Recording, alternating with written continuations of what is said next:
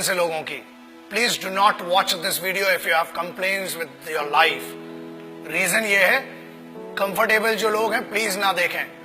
छोटे और कमजोर दिल वालों के लिए मैं बात ही नहीं करता हूं। See generally now youngsters, youth और anybody in this country, specially Bharat में बड़ी शिकायतें आई हैं कि यार हमें ये नहीं मिल रहा, वो नहीं मिल रहा, हमारे पास कंफर्टेबल लाइफ नहीं है। What do you know about the problems? The guys those who face the highest trouble and the biggest problems of this country, the least paid by the government, but has the biggest pride to be called the soldiers of this country and soldiers of Indian armed forces. मैं उन सिपाहियों की बात कर रहा हूं। Example, जब ये वीडियो देख रहे हो ना, तब हजारों लोग वहां सियाचिन ग्लेशियर में, शायद आधों को तो नक्शा भी नहीं पता होगा, सैन फ्रांसिस्को ऐसा बता देते हैं मैप पे आजकल बच्चे। You can not live without the chatting or WhatsApp or Facebook messaging or texting for half an hour or 1 hour. मैं उन सिपाहियों की बात कर रहा हूं जो ग्लेशियर में रहते हैं। 8G, 10G, 4G, 8G सब इधर चलता है दोस्त, वहां कोई जी नहीं होता है। वहां पर सिर्फ गालियां सुनाई देती हैं उस साइड से, और यहां से खड़े होके भारत माता के लिए खड़े हुए। Remember one thing, they are not there, they are not fighting for this country only because they hate the enemy. वो इस देश में रहने वाले लोगों से बहुत मोहब्बत करते हैं, इसलिए वो वहां पर है। They are not there for the payment which is given to them, they are not there for the privileges which are not given to them. Privileges are given to you, the facilities are given to you. फिर भी इतनी complaints, अरे पानी गिर गया, हम college नहीं जा पाएंगे, ये हो गया, बहुत कंप्लेंट्स है माँ बाप से इन बच्चों को। रिमेंबर दैट, दोस्त कंप्लेन करने के लिए बहुत लोग हैं, लेकिन वो कंप्लेन नहीं करते हैं। क्यों नहीं करते हैं?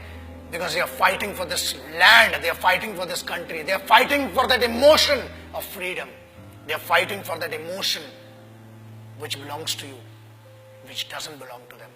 वो एक sense of responsibility, a sense of security आपको देने के लिए वो रात भर खून में खड़े हुए हैं। आप बात करते हो -50 जनरल टेम्परेचर है सियाचिन ग्लेशियर का, -50 general.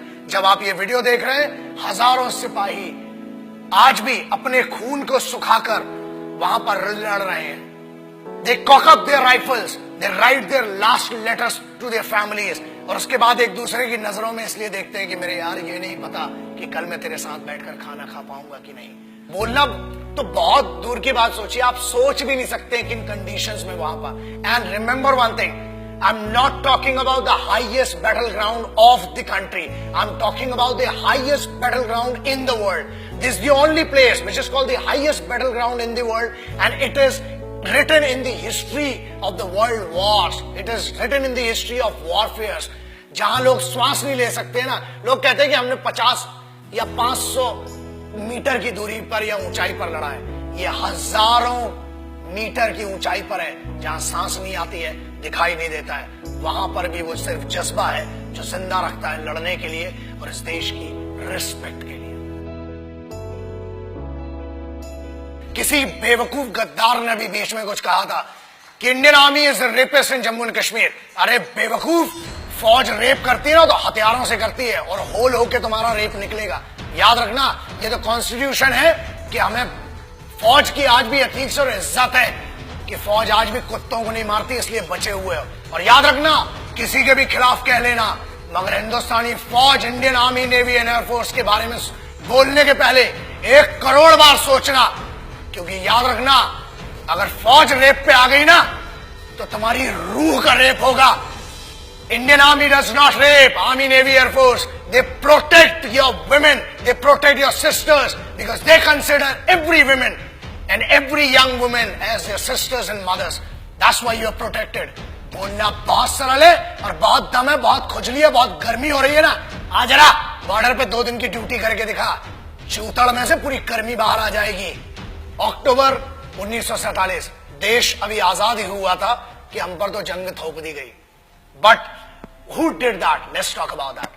I'm talking about first unit of Sikhs, the first battalion of Sikh, one of the most elite, one of the most respected and decorated regiment of the Indian Army, called the Sikh Regiment. And this is this wonderful story. The guys whom I'm talking about, the finest warriors, the finest Khalsa warriors, वो खालसे थे जिन्हें airlift किया गया था 1947 में, जब लश्कर troops ने attack किया था हमारे ऊपर, and they were the guys which were leaded by a Muslim commanding officer. That makes me feel that pride of being an Indian. एक ऐसी सिखों की पूरी पलटन जिसे एक मुस्लिम कमांडिंग ऑफिसर ने लीड किया, and this has gone in the history of wars. दुनिया में कभी भी इतना खतरनाक ऑपरेशन नहीं हुआ, और उस सिख रेजिमेंट ने they protected the guys. And whom did they protect? The bigger question is that. याद रखिए, फौज कभी ये नहीं पूछती, और ना ही उनने 1947 अक्टूबर में पूछा कि हम हिंदुओं को बचा रहे हैं कि मुसलमानों को, कि सिखों को, कि ईसाइयों को. हम हर उस इंसान को बचा रहे हैं जो भारत में पैदा हुआ है, जो एक हिंदुस्तानी है, जो एक भारतीय है. I am talking about the organisation which in none of the cases can be called corrupt or can be called manipulated organization. The most pious and the most respectful organization of this country, the institution of this country, is called the Indian Armed Forces. So that's why I always say respect our forces, because they are the actual protectors and actual sons of this country. Jai Hind, Vande Mataram.